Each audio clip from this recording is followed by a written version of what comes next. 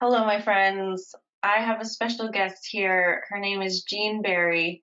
She is an extraordinary creator, miracle maker, game mentor, and so much more. And I just wanted to talk to her today about deck making, Oracle deck and games too, because she does both, and tell you about the quests that she runs because I don't even know, like you're just so prolific and you do so much, and I'm in Jean's group and I'm actually taking her course about how to make a deck, and it just blows me away like how professional it is, the beautiful branding in there and everything she covers. Like I went in there thinking I was just gonna go and here's how to make a deck, but it's like, no, here's like you can think about the money part and what you want and like the spiritual alignment. And it's amazing. So anyway, here is Jean. We're gonna talk about decks. Yay! Yay. I'm so excited about this. And I do I kind of eased into decks, but decks have become such a passion because they're so fun and they're really the most accessible game that people can make in their businesses. And yet I find so many people are so stopped and stuck by them or not sure what to do or how do you make that or that kind of thing that I decided to put all this fun structure around it. And I think that what the biggest question up front that I have is what's the difference between a personal deck and Hmm. a professional deck? Yeah. There you go. Well, let me just show you. So I think it was last Christmas. Jean and I are in a mastermind together, and she made a personal Oracle deck for us. And it's Team BFF, which is what our group is called. And she put us in the deck. She put us in it. That's me. And all my friends are in here. And she used images that she didn't necessarily create herself because this is personal. She can do that. So, yeah, why don't you tell us more about the difference between a personal deck, which you have a quest for, you help people make these, in a much faster way than like a professional deck? Exactly, exactly. So personal decks are I kind of consider them personal little games. So the very first deck that I made was one because I wasn't exercising and I thought I should exercise. And so I took out index cards and I put pretty paper on the back with stickers so they all were the same. And then I just with a magic marker, I wrote different things I could do. Walk my dog because that's a good thing to do and do some yoga. And the great thing about a deck and a game like this is that you playing the game says, if I draw one, I'm going to do it. And Hmm. so that's the game. So it gamifies any part of your life that says, okay, I'm not doing this thing that I kind of wanted to do. The game is if I'm going to draw a card, I'm going to do whatever comes up. So it's a really fun way to shift those kind of things. So I think I have like 12 decks like that that I've made all different ways about different things. This is one about marketing. I painted them and Ooh. upside down, great graphics. And so I painted the little things, but this was one actually that I made in the personal Oracle Quest class. Um, this one's so funny. I'm so glad I drew this up because I misspelled partnership on Ah, my card. Now, I have to tell you when I did it, I was horrified. I'm like, I have to do it again. I have to remake it. This is a deck for me. And yet I could see all my perfectionism showing up and everything else. And so now it became a card about grace, right? About being human, about being okay with all of those kind of things.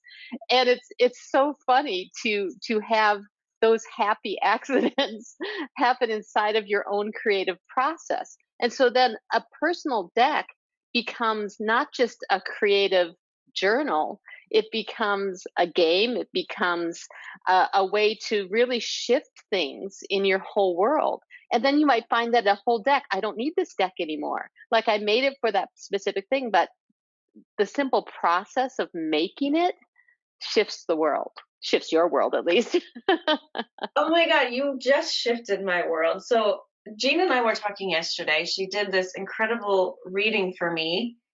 And I was asking her, like, I don't really know, for the first time almost ever, everything is a top one priority for me. Like, I'm so excited about everything I'm doing. I have a little bit of a fear that I'm like not going to do it right, or I'm going to miss something. And this would be the greatest way for me to like work with this. She gave me awesome advice for a specific project, but if I write down all of my things and make it pretty and make a little card deck, I can like, okay, what am I excited to do now? And I can pull a card if I'm not sure. I love that. I love that. And the other thing that it actually reveals is the time that you shuffle it and you pull out and you're like, oh, I don't Mhm. want to do this one. It really shows you that that's not where the excitement truly was. I was kind of hoping I drew this thing. Yeah. That's the one I really want to work on right now.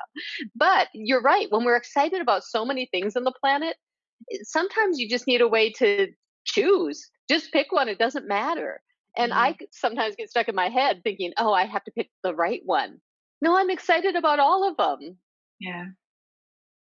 It's a great way to cut through resistance. I can totally see that.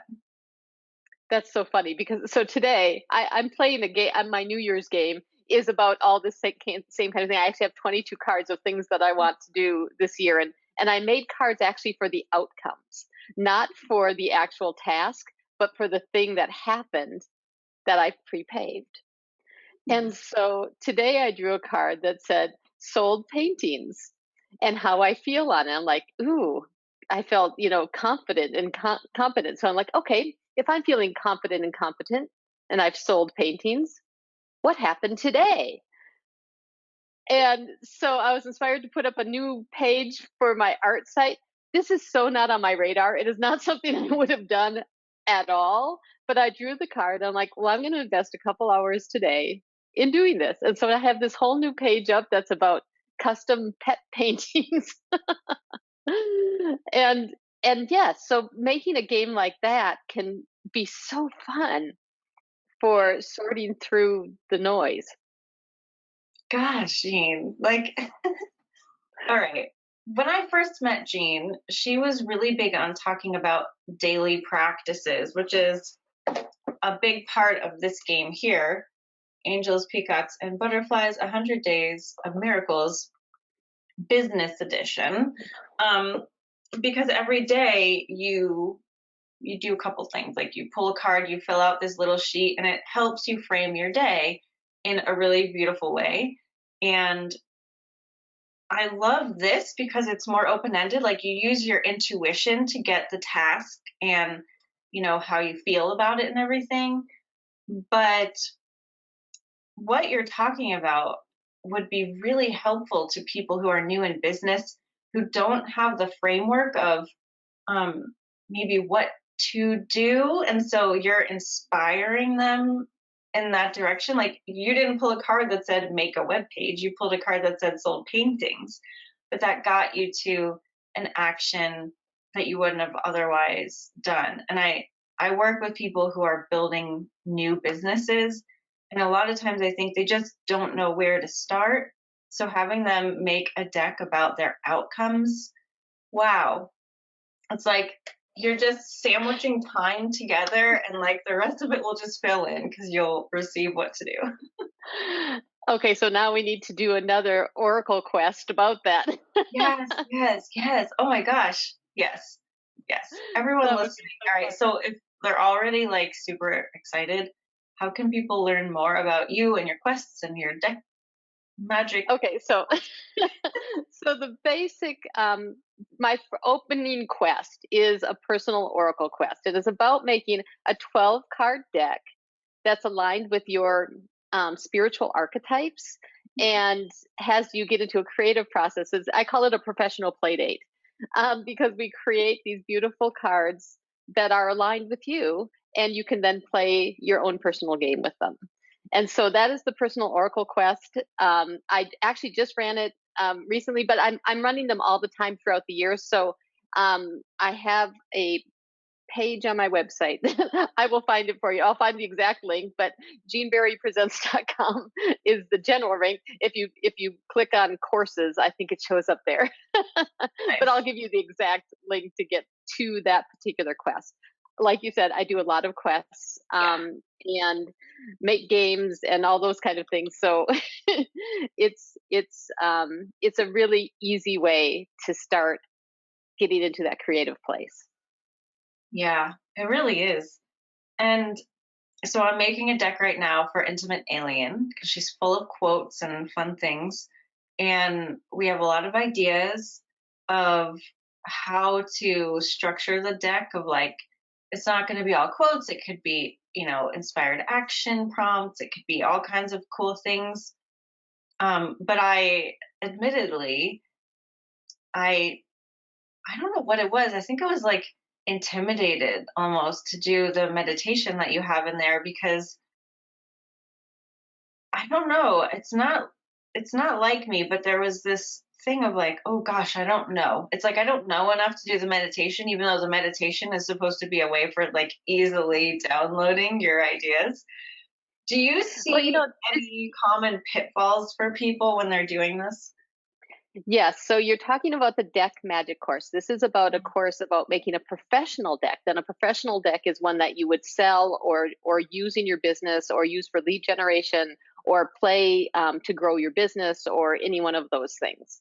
And so in the deck magic, there is all kinds of ways that I've eased people in because of exactly what you've talked about. This is an incredibly common thing. When I first started to make my game, and I'm like, well, I can't do it because I don't know how to do graphic design.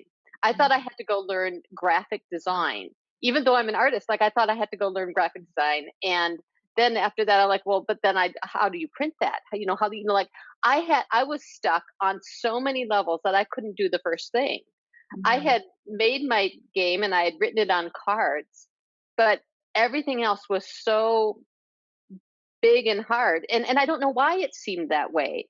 I And know, yeah. yet it just does, and they just snowball into be all these things. Well, I don't know this and I don't know this and I don't know this. So I guess I that's too hard. So we should probably go do something else. And ironically, of course, having a deck or game in your business is makes your business so easy and fun. Yeah. That it's one of those really funny paradoxes of living inside of this place going, okay, wait, I want to have play and fun, but this looks hard to get there.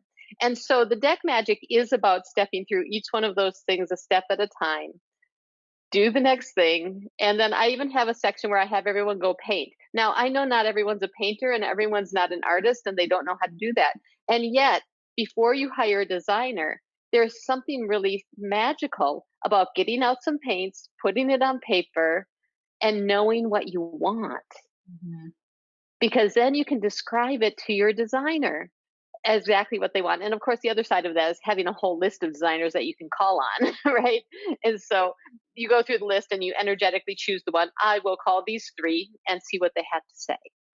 And so graphic design is one of those things. Some people are artists and they're going to paint most of their stuff, but in the end, everyone needs a graphic designer because they may want words put on it or they need it, formatted so it'll fit onto the card size or there's all kinds of things that you need some pre-press support in. Mhm. We don't even know any of those things. And so it is all of those things are the things that stop people in making a professional deck. And yet they're really not hard. Yeah. It's like you don't know what you don't know, and that can be intimidating, but in Jean's course, she tells you what you don't know, so then it's easy. We walked right through it. It's pretty simple. And what I do love about this course is it is truly kind of DIY. You get to step in and do it at your own pace. Now that is hard for some people because they're like, I can't get my stuff done on my own. I need a marker. I need a time frame. I need someone's telling me the test is this day. And so I created a club around it. So for people who want to have some more one-on-one support and that kind of thing, there's weekly Q&As and work sprint time so that they can get together and get their stuff done. Yeah, I think that's really genius because I'm one of those people where I like to have the option to do it as fast or slow as I want, but I know a lot of people really crave that community and accountability. So that's really smart. And you have a lot of things in your club. It's not just the deck magic course. So like Jane's stuff is it's a club. It's a group of courses and quests that you get access to when you join. You get access to everything, I think. Yep. Yeah. Yeah, you And do. so It's true. you can just go into Well, Gene in Land. fact, I turn off a lot of things because I don't want people to go in there and be just like deer in the headlights. Like I'm so overwhelmed with all of this. And so usually what happens is people will show up at a Q&A call and they're like, well, how do I do this? I'm like, well, go to this course. I'm like, I don't have that. Oh, well, here, grant that to you. Now you have it. And so it's really about finding what people need and then, getting it to them. And that's what the fun is. And this is why I really like this format, is because every so often someone comes up with something. I'm like, oh, well, I'll make a video on that. Mhm. I have a lot of people who are artists who want to say, well, how do you do that desk cam thing, where you show demoing and do all that. I have a lot of people ask me that. So made a video on it. I know you've done that too. Not that particular one. I would watch your video on that because I'm interested in that too. Oh, cool. Well, excellent. Mhm. Yeah. Um, so I feel like a lot of people watching this are artists. This is going on the Intuitive Art channel. So for people who are already visual and maybe they're like, well, I don't know what words I would put on it, or maybe it's gonna, they envision something more like this where it's just a couple words and there's no booklet.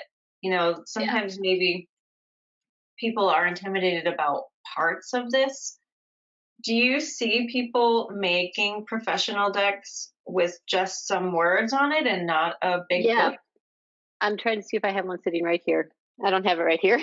I have one designer who has actually made, I think, 12 different decks. She uses all free artwork and then she modifies it.